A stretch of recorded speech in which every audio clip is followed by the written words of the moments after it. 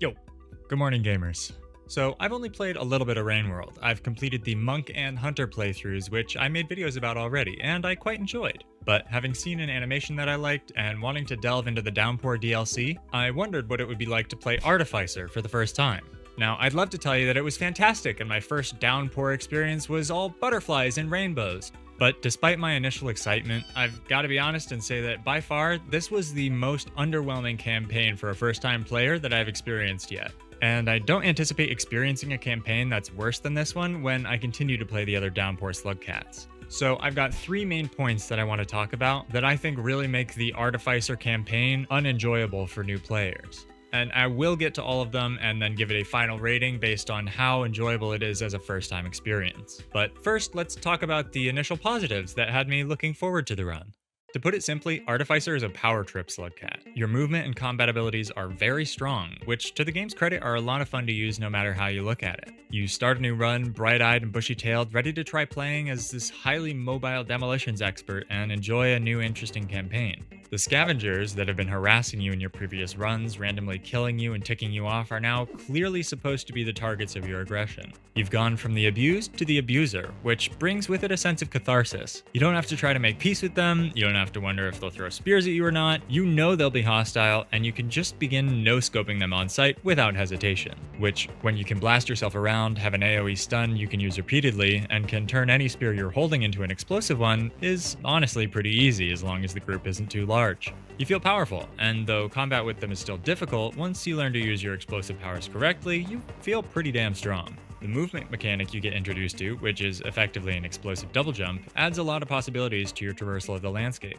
You can get across large gaps, climb up vertical walls like some sort of ninja, outmaneuver mobs in interesting ways, and it just feels really cool. Being used to experiencing the life of a ground-bound slugcat, it fills you with a sense of joy to soar through the air like an acrobat as you nuke yourself into the stratosphere. At times, the campaign pretty much forces you to make use of the ability as well, which I think is really nice. It's always funky noting that if you were any other flavor of Scug in that situation, you probably wouldn't be able to get where you are right now without some serious effort. Personally, I missed the intro sequence that plays at the start of the campaign because I was talking to chat, and so, missing a vital piece of information, I was stuck in the starting area for roughly 2 hours.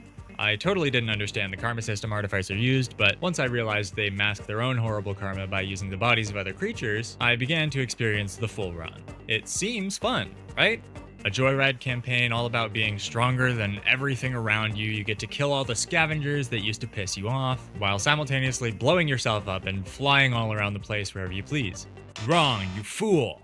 Unless you've done your research and have prior knowledge about an alternate ending, it is not at all fun or compelling for new players. Which brings me to point 1.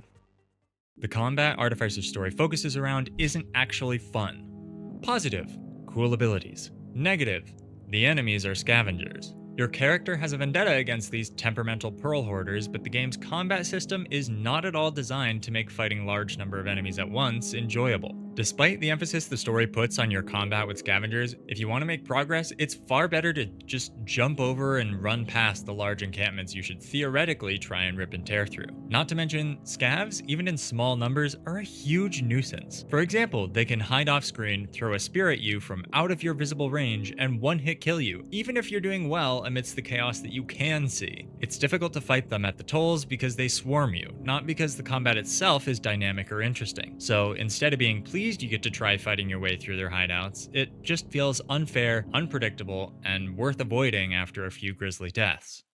Being the headstrong true gamer that I am, I tried many times to fight my way through large scavenger groups, often dirtying my hands with the blood of my enemies at the start, but being slain for my crimes when reinforcements arrived. For example, the scavenger toll to the left of the starting area. If you're less stubborn than me, you might decide not to slam your head into that wall repeatedly, and opt to just kill a few and avoid the rest. But if you want to feel like you're playing as the bloodthirsty mama slugcat that you are, it kinda just ends up being painful. Even later on in the run, I would still give fighting the scavengers at the toll booths a fair shake, but more often than not, I would ultimately have to just give up and jump over them whenever I decided I actually wanted to continue making progress. This is an issue primarily for new players those who don't have the experience and knowledge of combat that someone with, 100 hours in the game might have. I had the same issue in Hollow Knight when I played through it for the first time. I think it's a shame whenever mob spam is implemented, because to me it's far less interesting than fighting one properly fleshed out enemy, and so fighting these swarms of scavs, which is a pain and not really worth your time, ends up just being a bother you eventually can and will avoid with your explosive movement options. That being said, if you don't fight the large groups, you're practically just playing to appreciate the scenery and at most learn a bit about the Rain World timeline. It's simple to get the food you need since your combat abilities are incredible compared to the base game slugs. So you would just coast to the end of the campaign without many significant troubles aside from the occasional standard mob encounter that goes south. Sure, that's great if you just wanted to power trip and run around with cool abilities killing lizards, but you might as well do that in the arena mode. So, essentially, to make the campaign interesting, you should be fighting the scavenger groups that you come across. But that isn't actually any fun. And if you avoid them altogether, just so you can make some progress, you might as well be playing a different campaign, since the scavengers are the main driving force behind Artificer's story. You would think, since it's such a core part of her character, that the game would incentivize you to pursue these scavengers in some regard, which leads me into point number 2. There is no incentive. Yes, there is a way to play Artificer that I now know about involving karma flowers and echoes and such, but as a first-time player without that knowledge, there is no reason to try and stay alive. Even when you die, it doesn't feel impactful because you aren't penalized aside from just having to run the same path or try the same fight again. You just go, oh well, there goes that 5 minutes, time to do it over again. There's no reason to change your strategy or try hard on any specific life because you've got nothing to lose but your time. You're no worse off having died than you were before your untimely demise, so how is the game even motivating you to play well? Look at Hunter, for instance, which is the very enjoyable slug cat I played as before Artificer. They probably have the greatest incentive out of any slug cat for you to play well. The game actively forces you to play at the top of your game if you want to succeed and reach the end. You've got Cancer biting at your heels, making you sprint to the finish while wasting as few cycles as possible. If your karma drops, you might have to restart your run, so you try everything you can to claw your way to victory in the nick of time. I couldn't complete a run until my 8th attempt, so by that point I wasn't even a first-time player anymore. I was an 8th-time player. But in all seriousness, the Hunter experience as a whole was very rewarding as a first-timer. Now look at Artificer, whose campaign has none of that. The karma system, which usually incentivizes survival over multiple cycles, even if you don't have a disease forcing you forward, is suddenly null and void. There's no reason to survive consistently because you're not going to lose anything on death. There's no risk, which means there's also no reward. Do you see the issue?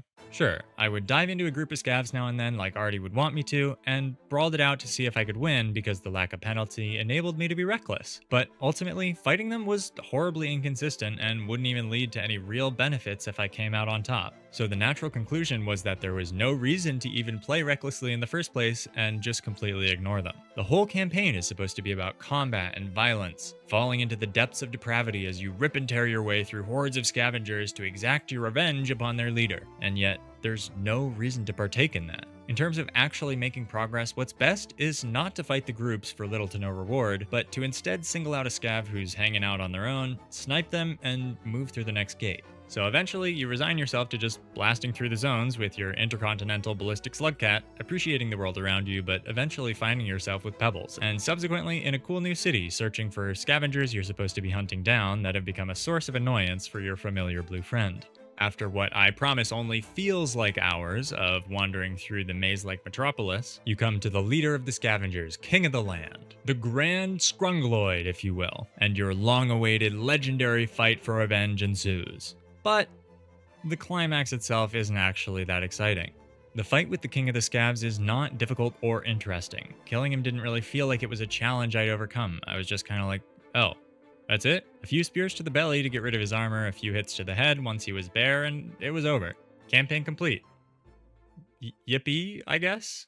The lesson Artie's run represents after everything's said and done is that violence begets violence, that there are no winners in war, and revenge is not the answer. It just turns you into a monster like the ones you so hated. Which is a great moral for a story, but when the climax of your campaign is as unfulfilling as the revenge you're enacting, it sucks. Sure, that might be good storytelling, but to spend hours getting to the end only to fight a boss that's about as difficult as fighting 3 of his subordinates, which, by the way, you did 100 times on your way to his lair, is lame. A final boss fight where it won't take you many tries and doesn't really introduce any new mechanics just feels so bland. No grand reveal, no real difficulty spike. You just get there, give it a few tries, and you're done.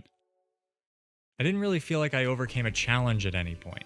The only trials were because random scavengers are a nuisance, per usual. And in trying to either fight or avoid them, sometimes you just get killed and there's not really a lot you can do. The entire thing wasn't any more difficult than a normal campaign. In fact, it was easier, with any real challenges being self-induced. Honestly, the hardest part for me was not getting lost, which I did for multiple hours once inside the city. Thank you very much. I stayed very much on brand with that one. Some things never change. But to wrap things up, I suppose I should give the first time Artificer experience a ranking like I usually do. It's just so You could play it if you want. The movement's pretty cool, and as such, I'll be giving it a 4 on the Lunan first time experience ranking chart. I should really think of a better name for that. This one's kind of long. Keep in mind, this rating is just for first-time players who play the character blind. I personally don't know much about the alternate ending, but I do know that it alleviates some of the motivational issues that the campaign faces. However, going in as a complete newbie, playing it only because you enjoyed the base game and picking it up because you want to try it out, in that case, Artificer isn't really worth spending your time on over the other Slugcats. There are so many other interesting campaigns for you to play, which I personally intend to get to in time. Like Hunter, for instance. I played through it, really enjoyed it, and made a video about the joys of that journey. So if you liked my style, I would highly recommend watching it. Or any of my other videos for that matter, not just the ones with more views. I'm proud of all of them, and I think they're all pretty good. For everyone who made it here, I really appreciate you watching up to this point. I gave YouTube streaming a try, but ultimately I've decided that I want to be over on Twitch, and so I'll leave that in the description if you want to see what I get up to live. I've got a Discord where you can talk to me or get cool little updates, like for example I shared this script so that I could get some feedback on it before I released the video. So feel free to drop in there just to have a good time or to get notifications on when I post a video or go live. It would be lovely to see you there. If you liked the video, I would love if you watched another or left a like on this one and subscribe to the channel. But all that being said, that's it for me. So with any luck, I will see you in the next one. Take care.